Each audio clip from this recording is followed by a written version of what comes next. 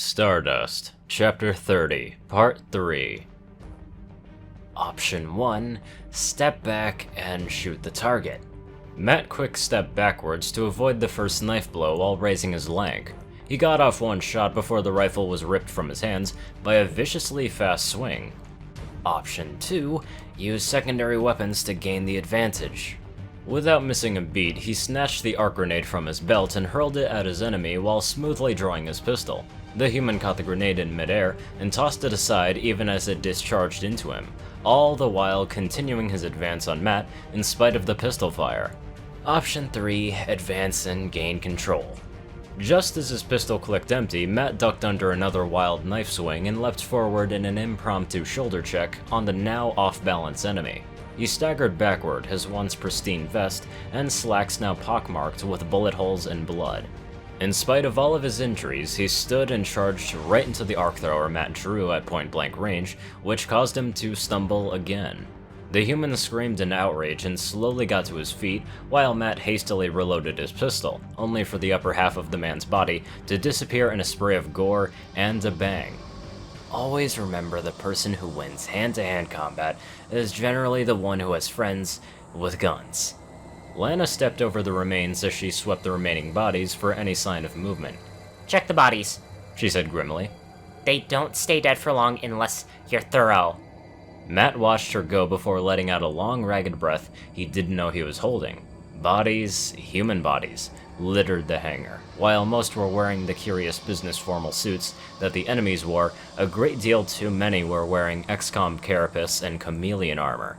It didn't take long for Matt to find the rifle he lost during his hand-to-hand combat, though the hit that had knocked it out of his hands apparently had enough force to crack the case around the Illyrium circuitry of the barrel. Just as he was about to lament the loss of his weapon, a familiar sound of Australian-accented profanity drew his attention. "Oh, son of a bitch," Sack said with as much enthusiasm as could be expected. He rolled over and slipped his helmet off of his head. The faceplate of his helmet was cracked down the center, and his nose was broken and bleeding profusely. Sax rolled over again and tried to rise, but slipped and fell back to the deck. "Don't try to get up, you've probably had a concussion," Matt said as he hustled over to the injured soldier. He had given the older soldier a hand, propping himself up against the Sky Ranger before asking, "Do you think you can supervise the wounded while we secure the base?" "Don't you patronize me, Sergeant," Sax growled.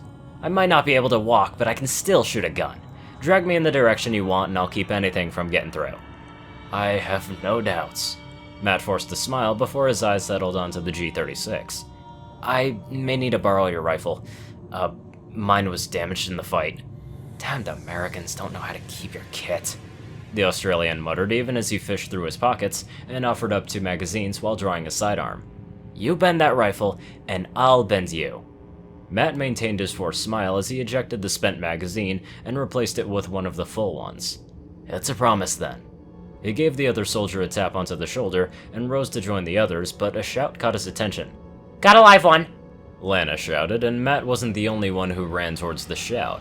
Finch and Zhang were hot on his heels, as well as Fujikawa and a giant that could only be Yuri. They found Lana standing about 10 feet away from a man who was dragging himself towards the closest exit in the hangar. A blood trail marked his path, and a significant amount of blood continued to leak from what remained of his legs. Matt was a heartbeat away from performing a battlefield interrogation when the wounded man finally noticed the attention he was receiving. One hand pulled a syringe from his belt and held it high before jabbing it into his neck. Matt hadn't been the only one who tried to rush forward to stop the suicide, and he wasn't the only one to notice the grenade in the wounded man's hand that fell free as the last bits of life left him. The blast was deafening and reduced any recognizable part of the man's body to little more than just a stain on the floor. "Any injuries?" Matt asked before making his way to Fujikawa.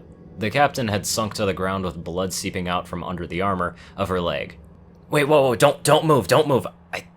Okay, that shrapnel is still in your leg." "Just my luck. That's what this is. Get me over to the other wounded and I'll keep things going here. It's up to you now to secure the base, kid," Fujikawa ordered, and Matt had tried to resist the urge to scoff instinctually about being called a kid by someone shorter than his little sister. "Yuri will join you, but I'm afraid that's all I can offer. Good luck, alright?"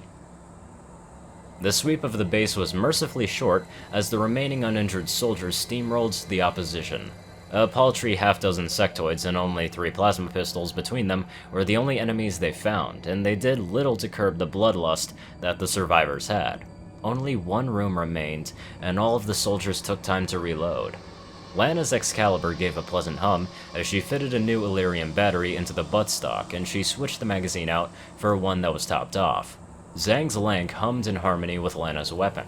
Finch's heavy laser beeped as he loaded his last power pack and powered the assault weapon up.